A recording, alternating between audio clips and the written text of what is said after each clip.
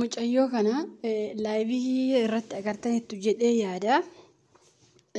Laayivii mucittii kana yeroo hedduu hordofa dhugaa dubbachuu fi yeroo isheen mana rifeensaa hojjettu illee waa tokko tokko tarii intalli kun Oromoo miti yookaan illee Itoophiyaa waa tokko tokko akkamiin hordofta jechuu dandeessu.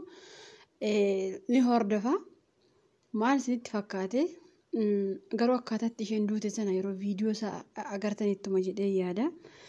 Baay'ee nama ajaa'iba. Surprise guddaa si ufuu jira. Isheen namni tokko beeki gaafa guyyaan isaa fuuluma isaarraa dhifa dhugaa rabbi. Isheen maal jettee ningala bakka har'a na dabbaree jettiin.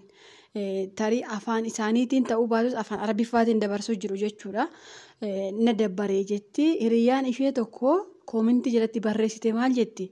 Surprise si ufuu jira. Hin ka'ini miira sitti dhagahamu inni ilaalaan immoo jettee jalaan barreessitii fi wanta akka ashaangullitti wayii fidanii laatanii agartee itti viidiyoo irratti jalqaba ashaangullitti wayii laatamee fi achi immoo wanta ugamu wayii laatamee fi maaliif feemisii waan taatee fi dhugumatti waan kun naa ufa jetteetu surprise jettee eeggachuu dandeessi. Feemisiidha waan ta'eef hin beektu waan kun akka ishee eeggatu. Garuu akkaataa kamiin namichi akka dha'ee ajjeese ija ishee keessatti argitaniitu yoo ta'e. Ija ishee keessatti arganii jechuudha. Yeroo inni shugguxii baafatu ija ishee keessatti arganii jechuudha. Akkaataa kamiin akka inni rukute ija ishee keessatti kaameraa baay'ee yeroo namoonni laayivii irra jiranii namoonni viidiyoo waraabanii baay'ee gaariidha. Viidiyoo waraabamuun baay'ee ishee gargaaree jira jechuudha. Jechuun isheen duute jirti waan fayyadu garuu nama qabuuf akkaataa kamiin akka inni takka gara laphee ishee kanaa dha'ee achi immoo gara mataa ishee kanaa dha'ee jechuudha. Okay viidiyoo agartaniitu jedheetuma yaada. Garuu yeroo isheen nangala jette tarii otoo yeroo sana galteetti ta'ee lubbuun ishee ooluu da'uu danda'a. Garuu guyyaa isaa waan ta'eef hin oolu lubbuun. Nutti otoo jechuu danda'ama malee guyyaan sun guyyaa umasheeti. Guyyaan sun guyyaa umashee addunyaarraa kaatudha jechuudha. Guyyaa umasheeti. Rabbumarraa dhufee fi tikkeetti ishee umate guyyaa sana. Okay kanaan beekuun dirqama keenya jechuudha. Maaliif alannee ergee har'a geenye jabina keenya har'a geenye waan ta'eef guyyaa duuti nutti dhufu harka namaan haa ta'u kuftee haa ta'u waan feeteen haa ta'u guyyaa umakee gahe. Guyyaa umakee abbaa fedhe ta'e. Duraanillee namni sirratti aggaammachuun dhiisu namni si ajjeesuuf yaalii gochuu hin dhiisu bara. Guyyaa keetuun geejjii har'a geesse. Mucayyoon kun amma guyyaa ishee geenyaa sokkiti. Guyyaa isheeti. Garuu kanarraa maal barannaa? Nuti maalirraa baranna? Intalli kun faranjii haa taatuyyuu malee waa hedduurraa barata namni viidiyoo kana sirriitti mee warri tiktookii qabdanis warri feesbuukii qabdanis viidiyoo ishee sirriitti ilaala.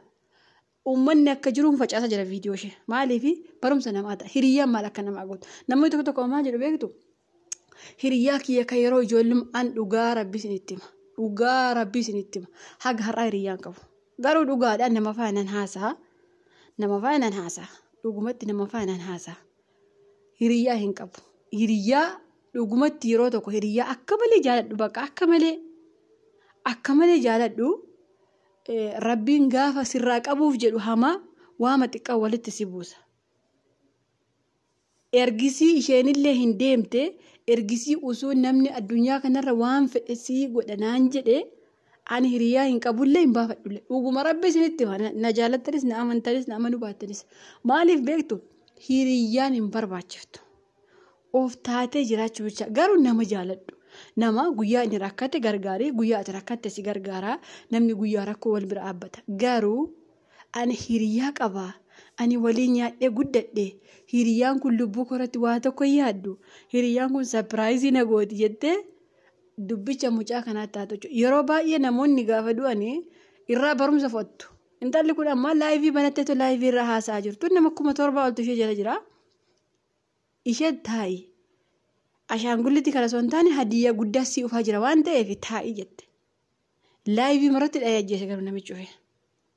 Yoo agartaniitu ta'e wanti yaabbatee ufee maa isheen maqaan ishee motorii sana yaabbatee ufee isheen ol seeni waan jettu fakkaata afaan isaanii yeroo isheen dubbattu viidiyoo ishee argeera.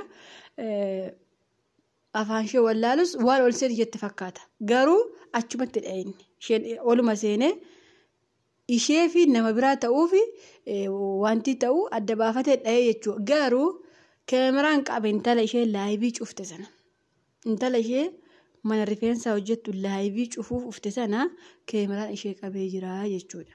Sinii galee isheen otoo harkaa hin qabdu ta'e iseen otoo hin beektu ta'e laayivii cufuun agatu hin iyyiti malee sinii galeemi laayivii cufuun an dhugaa rabbi sinitti yoo ammaa kaastan yoo hiriyaa qabaattan dhiisa sinitti hafu an dhuguma rabbi sinitti hiriyaa akka malee jaalattan yoo qabaattan jaaladha wal faana haasaa silkiin haasaa hinda'uun ishee bichaan baqateena hiriyoota ishee namoota ishee dhiyaatan baqadha an dhuguma rabbi sinitti amma namoonni tokko abaluun diina kooti jee abaluu qofaa baqata abaluu bichaa baqatta miti namoota namitti dhiyaatantu jira sii galee kanaaf hiriyaa umti addunyaa kanarraa ani hiriyaa uma dhugaa rabbi sinitti manii baqa hiriyyumti kun yoo hafte baqa mataa dhaabbattu yoo hafte yoo ufuma taane yoo jiraanne yoo jedhaa bara dhugumadha namni nama barbaachisa garuu hiriyaa sapiraayizii sii fida jettee shugguxii sitti fiddu rabbi waan akkasii namarraa qabu dhugaa rabbi sapiraayizii sii ufu jira hin galiin akka gammachuu kee laayivii irratti ilaala jetti bar koomentii barreessiteef mee barreeffama viidiyoon irraa mummuramee gadhiifamaa jiru kana afaan oromootti hiikaa ilaala barreeffama jalatti barreeffama uummanni koomentii barreessaa ture sapiraayizii guddaa waan ta'eef miira kee laayivii irratti ilaalu barbaada taa'ii jettiin isheen edaa akkatti isheen duutu laayivii irratti ilaaluufi nama ajaa'iba dhugaa rabbi kanaaf hiriyaarraa of eeggadha baqa barumsa isiniif haa ta'u faranjii naa duutu jinnii naa duutu akkaataa kamitti namni akka du'u barumsa irraa isinii ta'a nama baqadhaa isiniin jechaa jiru ilmi namaa kamuun nama malee hin jiraatu hiriyyummaa gar malee jira beeka akkan tala kanaa kun sapiraayizii sii fidaan jiraatte sapiraayizii shugguxii fiddee hiriyaa kiyya nan gantu hiriyaa kooti baqa hin jaaladha jedhee isuma namni irratti dhufu gatee rufadha dhufa amanteetu ishumatu raasaa sii fidaa jechuudha ishuma marzii sii fida baqa kanaaf hiriyaarraa of eegaa baqa hiriyaa umaka jedhamte irraa of eegaa dhugaa rabbi hiriyaa umaka jedhamte irraa of eegaa hiriyyittiin jalateessee barreessitu sinii galee hiriyyittiin jalateessee barreessiti miira kee ilaala jettee isheen waliin mana mataa keessa hojjettu immoo ka isheen hojjechiifattu naaf fakkaate hojjettoota naaf fakkaate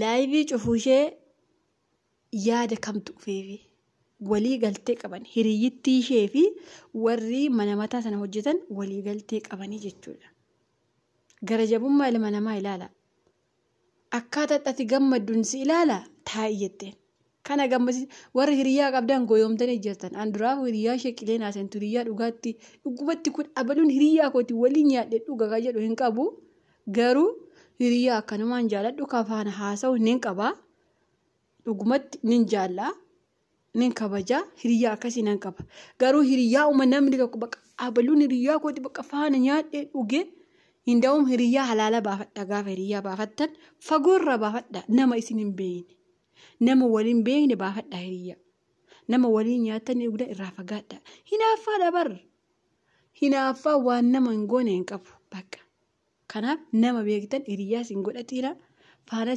keessan hin barsiisina siirasii ta'aa jiraadha nama hin beekne fagoorra baafadha hiriyaa yoo barbaaddan hiriyyummaa yoo feetanii fagoorra baafadha hiriyaa hin jirti fagoo garuu intala abaluu faanaan guddadhe ilma abaluu faanaan guddadhe jettanii dhugaa rabbi isinitti qileen seenuuf deemtani hiriyaa akkasii dhiisaa wanta akka hiriyaa keessaafuu nama naannoo maaliif beekne jennaan hinaaffaa fakkeenyaaf amma intalli kun mana mataanii qabdii hordoftoota illee miiliyoona meeqaa ol qabdii bakka kanuma itti naafanii feejjisanii bakka namni beekati miitiif miti bara namni tokko maal jedha beektaa andiinaan qabani maaliin qabu jedhame hinaaffaa godhachuun kee isaan hinaafsisa bar jiraachuun keeyyuu hinaaffaadha bar dhugaa rabbii kanaaf hiriyaarra bareechaa of eegaa baqa hiriyaa dhiisa singahaa